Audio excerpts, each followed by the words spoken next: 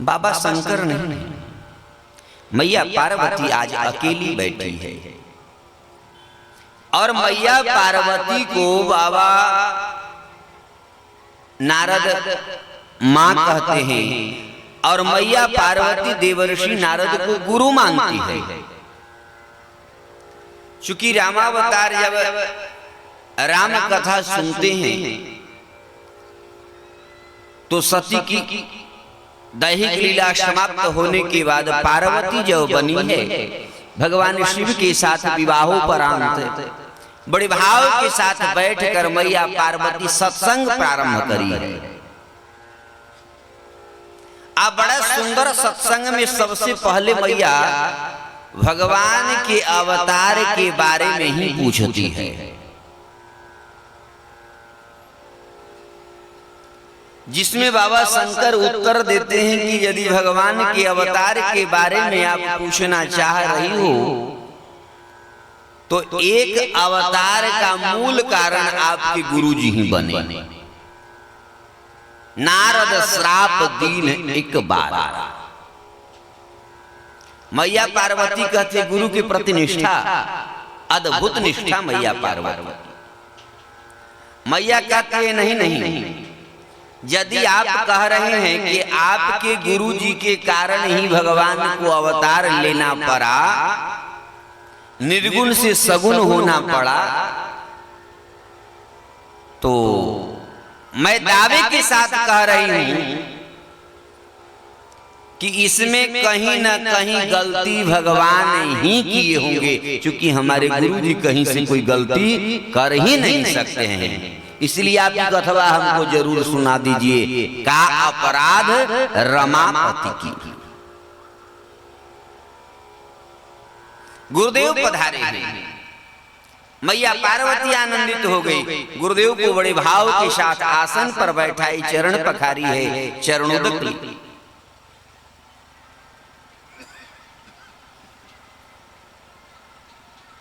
गुरुजी आप कहाँ रहते हैं? वर्षों बाद पधारे। अरे शिष्य के घर में शिष्य और गुरु में कोई भेद नहीं होना चाहिए। शिष्य का घर गुरु का घर होता है, गुरु का घर शिष्य का घर होता है, कोई भेद नहीं होना चाहिए। आपको वर्षों बाद आए हैं गुरुदेव, क्या हमसे कहीं कोई गलती हो गई? और कदाचित गलती भी हो जाए तो आप गुरुदेव आप क्षमा कर सकते। नारद बाबा हाथ जोड़ करके कहते नहीं मैया, इस तरह की कोई बात नहीं है।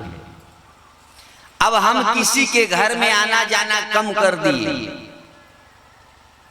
आप कम कर दिए क्यों? लोगों के घर में आना जाना कम कर दीजिए, लेकिन शिष्य के घर में तो आना जाना चाहिए, नहीं तो शिष्य को भी दोष लगेगा। हम भी विचार करेंगे कहीं ना कहीं हम गलती कर चुके हैं। नहीं नहीं, इस तरह की कोई बात नहीं है। तो अब बताइए क्यों नहीं आते जाते हैं? नारद बाबा कहते क्या आए जाए, सब जगह तो देख रहे हैं कि सभी जगह तो क्लेश से लोग घिरे हुए हैं। घर घर में विवाद है, पिता पुत्र का विवाद है, भाई भाई का विवाद है, पति पत्नी का विवाद है। सत्य किसी से कोई बताने के लिए तैयार है ही नहीं। सब अपने अपने दाव पेच में लगे हैं, तो क्या करना है, हम वहां नहीं जाना चाहते। मैया पार्वती कहती गुरुजी आपके आशीर्वाद से, आपकी कृपा से हमारे घर में ये सब कुछ नहीं है। हमारे तो बाबा ऐसे मिले हैं, हमारे पतिदेव ऐसे मिले हैं, जैसा नाम इनको भोला लोग कहते हैं, ठीक है बिल्कुल भोले ही हैं। ये सब कुछ बता देते हैं। बाबा शंकर कहते हैं पार्वती सही कह रही हो। हाँ गुरुजी,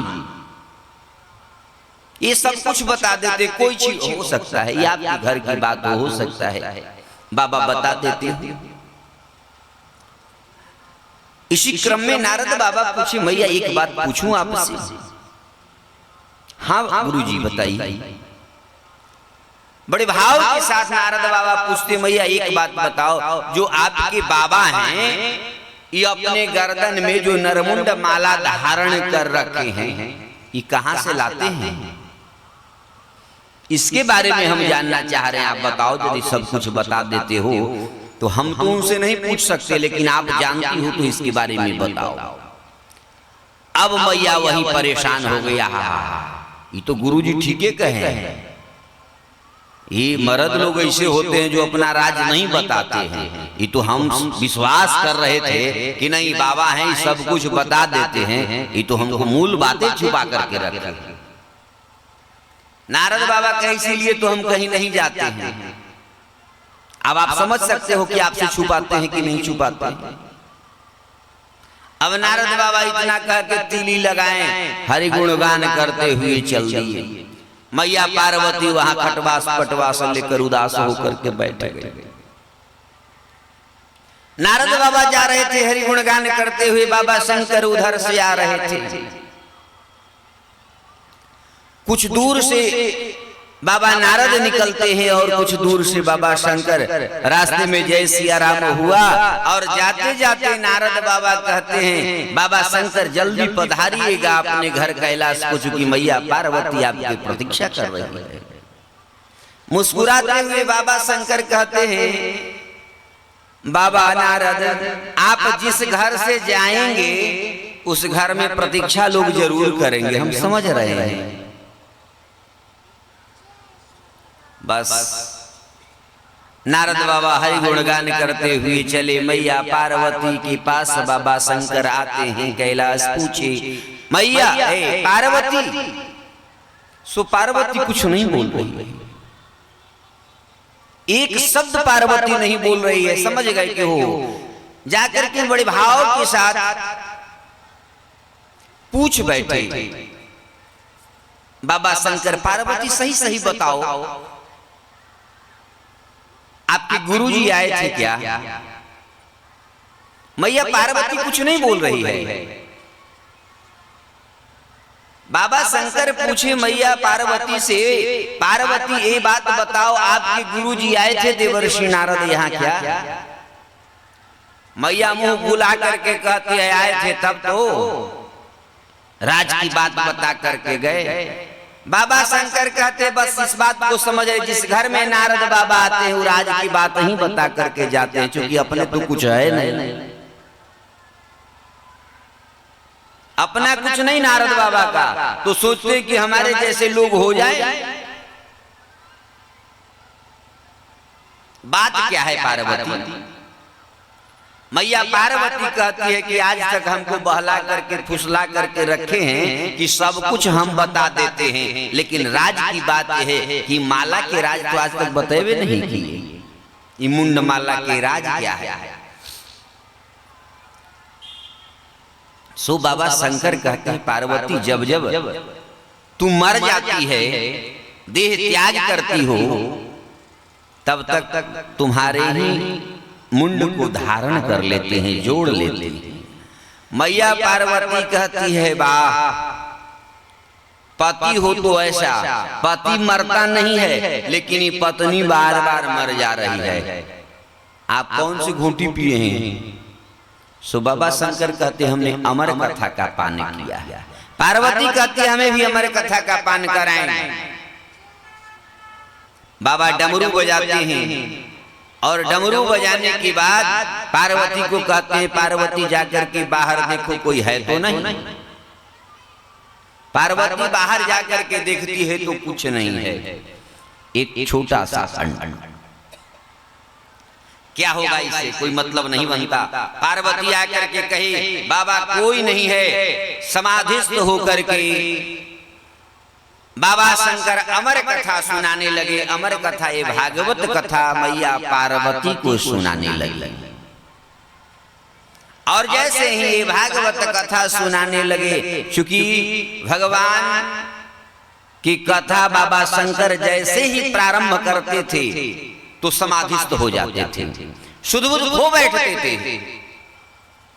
आज समाधिस्थ होकर के कथा प्रारंभ किए और जैसे ही कथा प्रारंभ करते हैं कि जो बाहर अंडा था वो फूट जाता है और उसमें से एक सूक शावक निकलता है और फुदकते हुए वह सूक शावक सुगा का बच्चा आता है, मैया पार्वती के बगल में बैठ जाता है और बड़े भाव के साथ, तल्लीनता के साथ कथा श्रवण करने लगा।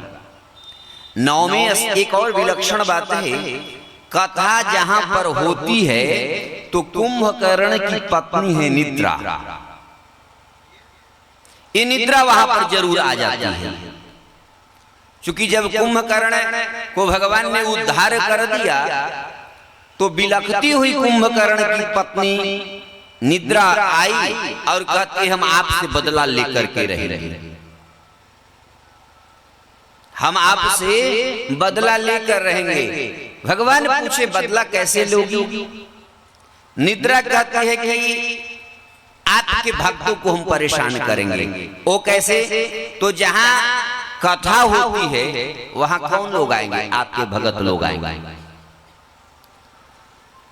तो उसमें जो लोग आएंगे और थोड़ा सा मन भटकेगा तो हम उनके माथे पर सवार हो जाएंगे। बस हम अपना काम बना लेंगे। तो मैया पार्वती नौवें स्कंध तक की कथा श्रवण करी। ओ बगल में जो कथा सुन रही सूक शावक को लगा कि अब तो मैया सो गई, बाबा कथा बंद कर देंगे, इसलिए मैया जो हुंकारी भर रही थी उसके स्थान पर ये सूक शावक हुंकारी भरने लगा। आप कहेंगे तो बाबा आवाज को पहचान नहीं सके? नहीं, बाबा समाधिस्थ होकर के कथा प्रारंभ किए थे, बाहर से क्या हो रहा है कोई मतलब नहीं है। जैसे ही 12 स्कंध कथा विराम लेती है, मैया पार्वती जगी, नेत्र खोली, अकुला करके जगी और पूछ बैठी, बाबा अभी आप जो कथा सुना रहे थे हम सोम वंश की कथा तो नहीं सुन सके, चंद्र सूर्य वंश तक की कथा तो सुने, क्योंकि 9वें स्कंध में सूर्य वंश की कथा है, रामावतार की कथा है।